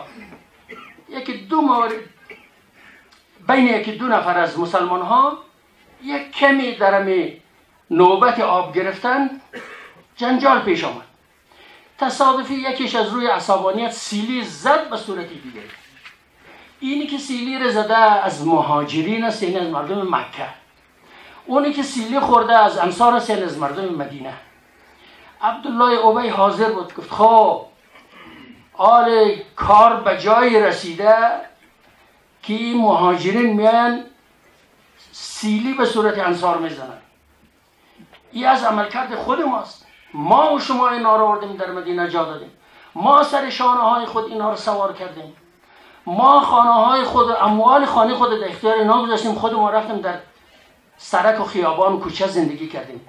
در اوایلی که مسلمان ها هجرت کردن واقعا هم همین کار کردن مردم مدینه، ولی میخواست سوء استفاده کنه از همین برخورد کوچک که اینا رو به اندازه رو دادن که حالا با سیلی به صورت شما میزنن. یک آیه شریفه در سوره منافقون هست، سوره بعد از سوره مبارکه جمعه، یقولون لئن رجعنا الى المدینه لیخرجن الاعز منها الاذل. یک دفعه به مدینه برسیم، ما مردم عزیز ساکنین اصلی و بومی مدینه، این آدمای ذلیل گریختگی آمده در مدینه، اینا رو اخراج میکنه. یقولون لئن رجعنا الى المدینه لیخرجن الاعز منها الاذل. خلاصه در هر موردی پیامبر در اینجا چی ابتکار رو به خرج داد. خبر رسید به گوش پیامبر که همچین مشکل ایجاد شده، عاجل گفت حرکت میریم. همه دویدن به طرف شترهای خودشان و به طرف وسایل خودشان و حرکت کردن. اصلا قضیه تا اندازه فراموش. اونجا جای این نبود که پیامبر هر دو جانب بخواه و بعدش عادلانه قضاوت و فیصله کنه. یک حالا وقت میخواست. با گفته یکی از اساتید ما که ما در سلسله درسای دینی مکتب پیشتان درس میخواندیم، وقتی یک سوال ازش میکردیم و خیلی طولانی بود جوابش، یا جوابش یاد نداشت یا جوابش یک کمی مشکلات سیاسی میاسی داشت، میگوید بعض دستا سوال جواب شده، یا جمعه اشبه خواری یا چرک تیل خواری. یک چرک تیل بیارین که بین یک چراغ امو چراغای سابقه بندازیم، یک شب جمعه بیکار باشیم تا صبح برد بگیم جواب از خلاص نمیشه. عالمی داستان پیامبر نمیخواست در اونجا به این صورت حل کنه و قضاوت کنه، لذا گفت حرکت، همه بالاش. منظور این که توطئه های زیادی سبب میشد که تفرقه بین مسلمان ها ایجاد شود. زمینه وجود داشت متاسفانه، در هر جامعه جاهلی وجود داره عناوین مختلف. حالا ما رو ایزی بحث متاسفانه خیلی طولانی صحبت کردیم، میخوایم که گذرا بگیم. خلاصه سیره پیامبر بزرگوار اسلام همین بود که وحدت بین مسلمان ها در جامعه اسلامی مستحکم شود. هر زمینه‌ای برای تفرقه به وجود می آمد پیامبر کوشش میکرد به صورت حل کنه. با آنکه وجود با برکت پیامبر رحمت الهی بود، در بعضی جاها نفس وجود پیامبر سبب میشد که همدلی و هماهنگی و صمیمیت بین مردم به صورت نامرئی خود به خود ایجاد شد. میخواستم بگیم که امام جعفر صادق علیه السلام و همه ائمه معصوم و شما در ادامه تطبیق دستورات قرآن و سیره پیامبر بزرگوار اسلام این کارا رو میکنه، در همین مسیر میره. علی علیه السلام زندگیش برای ما شما سراسر زمین درس است. امام حسن مجتبی علیه السلام به همین صورت، سایر ائمه تا برسیم به امام جعفر صادق علیه السلام. در زمان امام جعفر صادق فرقه ها و مذاهب دیگر هم ظهور کردن و پیدا شدن، به خاطر اینکه از زمان صدر اسلام مسلمان ها فاصله می گرفت و سرزمین اسلامی هم بسیار وسعت پیدا کرد. این تا جنوب غرب اروپا یعنی اندلس و فرانسه و اسپانیا جاها رسیده بود. شمال آفریقا کاملا تحت سیطره حکومت اسلامی اون زمان بود. شرق شما همین صورت، غرب و غربش که گفتیم شمال و جنوب به همین صورت. خب به هر صورت امکان این که دسترسی داشته باشند به مدینه و به منبع علم اسلامی بسیار کم بود برای مسلمان ها. لذا فرقه های مختلف، مذاهب مختلف ایجاد شد و بعدم بزرگان جامعه اسلامی اون زمان محدود ساختن به چند مذهب تا صدها مذهب ایجاد نشود. در همچین شرایطی اختلاف نظر وجود دارد. اختلاف نظر در بین عوام الناس و در بین جامعه جاهلی عاجل تبدیل میشه به خصومت. روش امام جعفر صادق علیه السلام این بود: اولا از طریق تبیین درباره عقاید، احکام و سایر آموزه های دینی به صورت وسیع و گسترده مسائل دینی و آموزه های دینی رو تبیین کنند برای همه مردم. و دوم دفع شبهات، اگر احیانا شبهه‌ای بر مسائل دینی وارد میشه که در اون زمان خیلی زیاد شده بود، حتی آدمای بیدینی بودن که درباره ذات خداوند شبهه ایجاد میکردن، شک و تردید در بین مردم ایجاد میکردن. تبیین عقاید اسلامی و احکام دینی، دفع شبهات، نشر احادیث پیامبر. دست اول همین اهل بیت است دیگه که احادیث پیامبر. یکی از علما به نام حسن ابن علی ابن زیاد و شاع ظاهرا تخلصش در عصر امام رضا علیه السلام، میگم در مسجد کوفه رفتم 900 نفر درس حدیث میگفت، استاد حدیث بودن، تمامشان روایت را از طریق امام جعفر صادق بیان میکرد. معلوم بود که از همون شاگردایی که گفتن 4000 نفر یا بیشتر از 4000 نفر از محضر امام صادق استفاده کرد، از همون ها یا بالواسطه یا بلا واسطه. امام جعفر صادق علیه السلام هم عملا با کسانی که پیروان خودشان نبود، به اصطلاح امروزی ما و شما شیعیان خودشان نبود، هم عملا خودشان بسیار صمیمی و با ملاطفت و احترام برخورد میکردند. داستان مشهور شما شنیدید، شبها یک پشتاره نان خشک بر دوش میکشید و میرفت سقیفه، ظاهرا نمی سقیفه بنی ساعده بود که در ذیلش بسیاری از آدمای بی خانوان زندگی میکردن، شبها اونجا میخوابیدن، زیر سر هر کدامشون یک تکنان میگذاشت. معلا ابن خنیس سوال کرد: یا ابن رسول الله اینا از شیعیان شما؟ نه، یک نفرشان از شیعیان ما نیست، اما بالاخره برادران مسلمان ما هستند. یا حتی بالاتر از او باید فکر کنه، انسانن، برای نجات نفسشان آدم کمک کنه. توصیه هایی که داشته حضرت اینا رو ما میگذاریم. همچنان که گفتن بزرگان جهان اسلام در اون زمان، از جمله بزرگان مذاهب اسلامی، در مباحثات علمیشان شرکت میکردن. به همین خاطر یک حسن ظن وجود داشت، حسن نظر وجود داشت. همچنان که گفتن امام ابو حنیفه رحمت الله علیه میگه: ما رأیت افقه من جعفر ابن محمد، یا ما رأیت رجلا افقه هم من جعفر ابن محمد، از او فقیه‌تر من ندیدم. امام مالک همچنان صحبت‌های خوب داره. به هر صورت در بین بزرگان دینی اختلاف نظر وجود داشته و دارد. نمونه هایشان بسیار واضح بیان کردن. اما آدمای جاهل یعنی اختلاف نظر را تبدیل میکنن به خصومت. اختلاف نظر به معنای دشمنی، به معنای خصومت، و این خیلی احمقانه است. گاهی در بین مسلمان ها به خاطر جهالت و به خاطر غفلت از وظیفه دینی خودشان و غفلت از آموزه های دینی از قرآن و حدیث به این وادی ها متاسفانه سیر میکنن و گاهی هم تا اندازه‌ای به خاطر دخالت دشمنان بوده، 100% بوده، ولی زمینه متاسفانه در بین جامعه اسلامی وجود داشت به خاطر هم جهالت و غفلت از اصل وظیفه.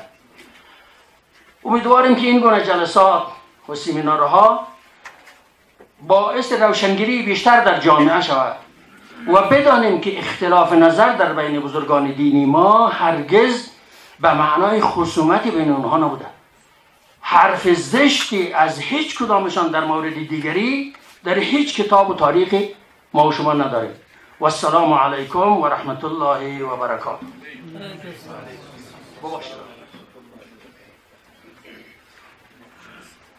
خیلی ممنون و متشکر از جناب آقای غفاری.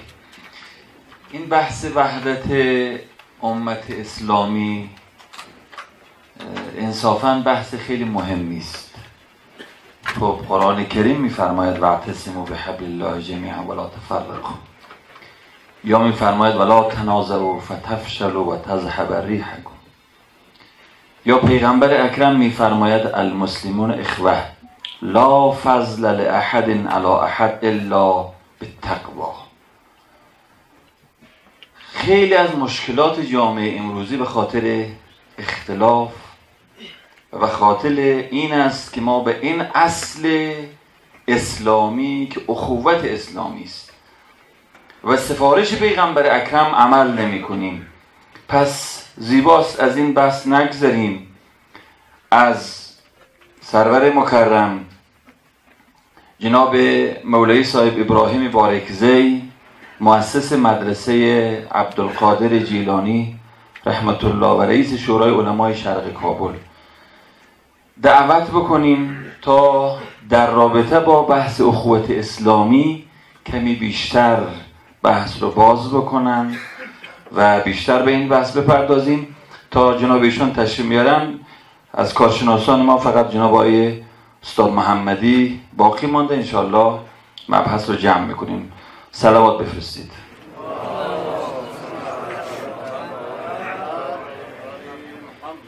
السلام عليكم ورحمة الله وبركاته. الحمد لله والصلاة والسلام على رسول الله صلى الله عليه وسلم. قال الله سبحانه وتعالى في محكم كتابه وهو أصدق القائلين أعوذ بالله من الشيطان الرجيم بسم الله الرحمن الرحيم ولا تنازعوا فتفشلوا وتذهب ريحكم.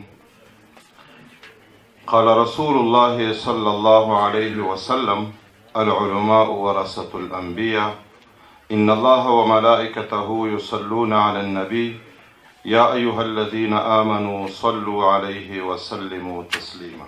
اللهم صل على سيدنا محمد وعلى آله وأصحابه وأهل بيته عدد كمال الله وكما يليق بكماله. حضار گرامی، اولتر از همه سالروز شهادت امام مسلمین امام جعفر صادق به تمام امت اسلامی بالخصوص به حاضرین مجلس تسلیت عرض میکنیم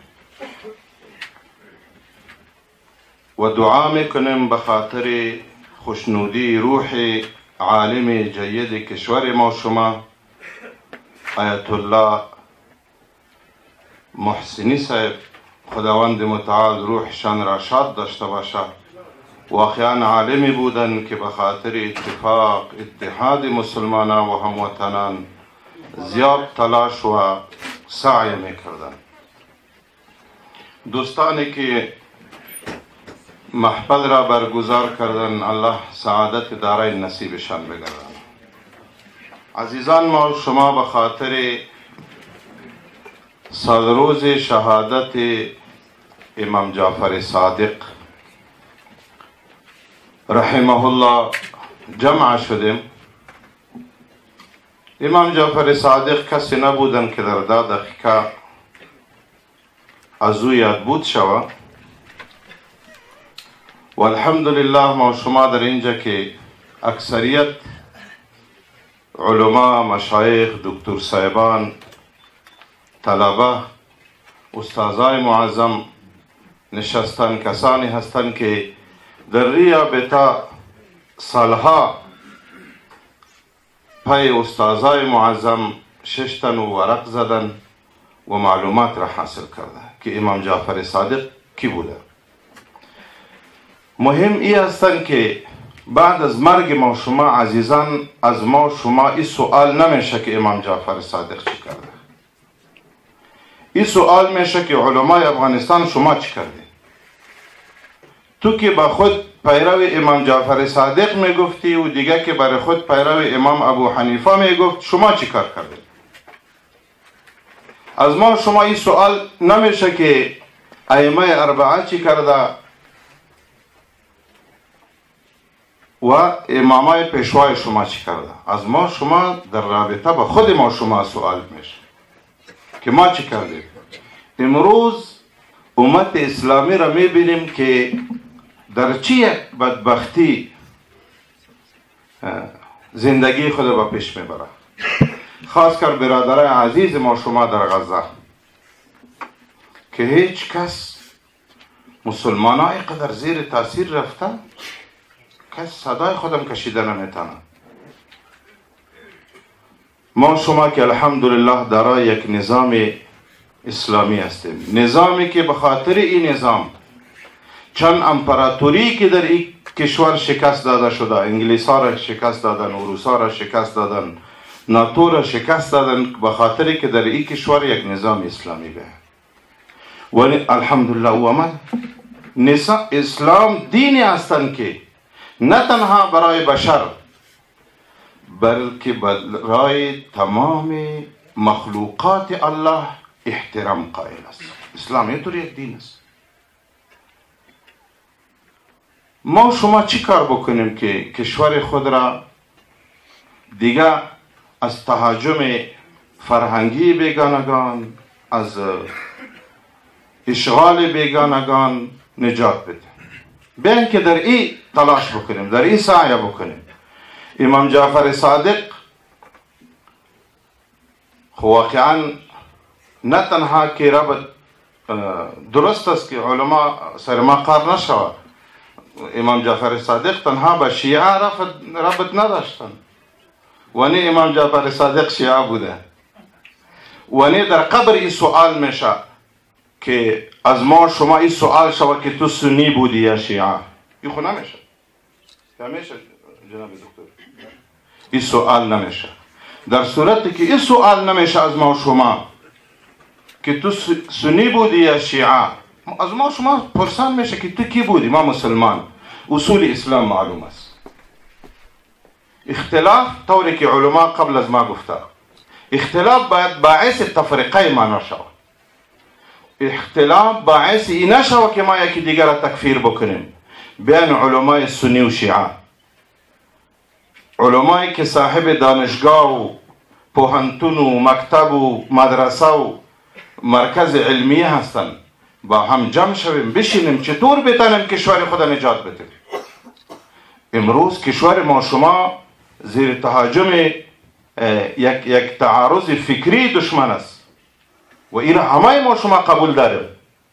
درست است که تعارض فیزیکی دشمن از بین رفته، مگر امروز کشور در یک تعارض فکری هستند، در یک اشغال فکری هستند. این چطور نجات بده؟ این تنها به یک عالم نمیشه، این تنها به یک تلویزیون نمیشه. اون روز از ما یک کسی سوال کرد که چه رقم گپ از تلویزیون تمدن.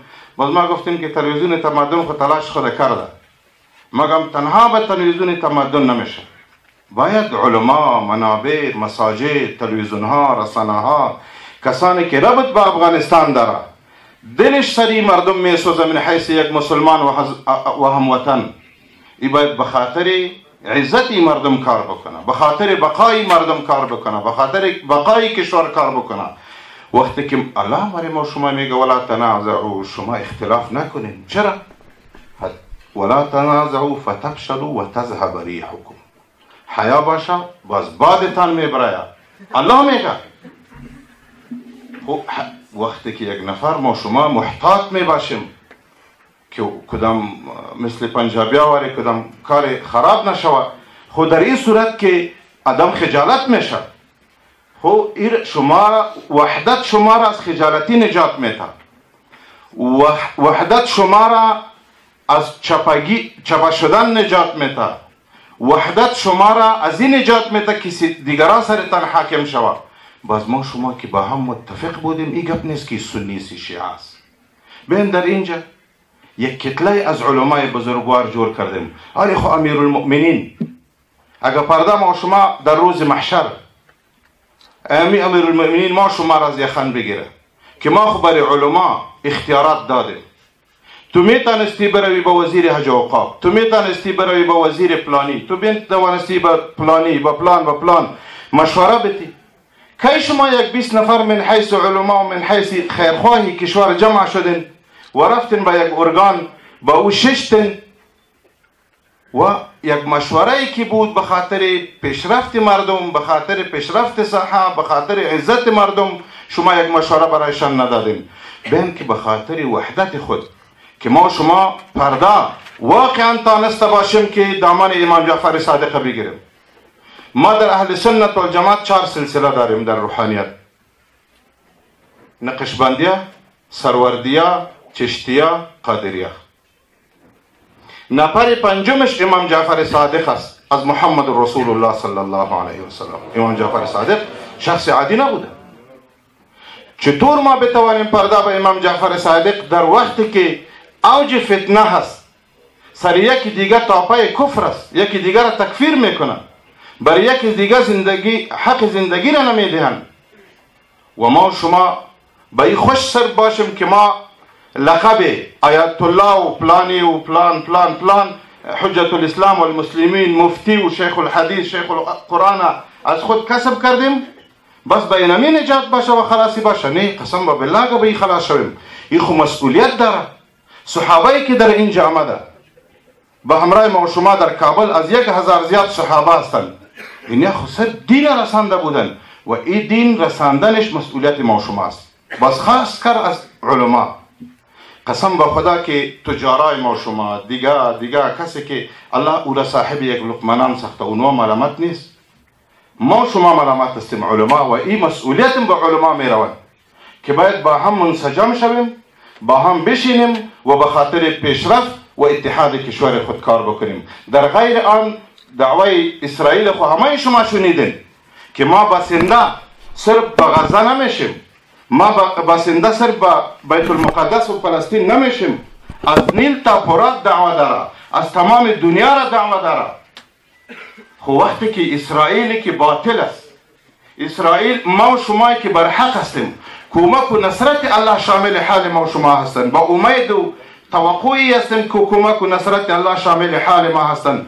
بس چطور صرف با این اکتفا بکنیم که محفل جور بکنیم؟ نه، با این اکتفا نمیشه. بین که حرکت بکنیم و این حرکت از علمای بزرگوار میشه، از مشایخ میشه. با هم بشینین، با هم مجالس داشته باشین. چطور بتانیم که هجوم فرهنگی بیگانگان را از خود دور بکنیم؟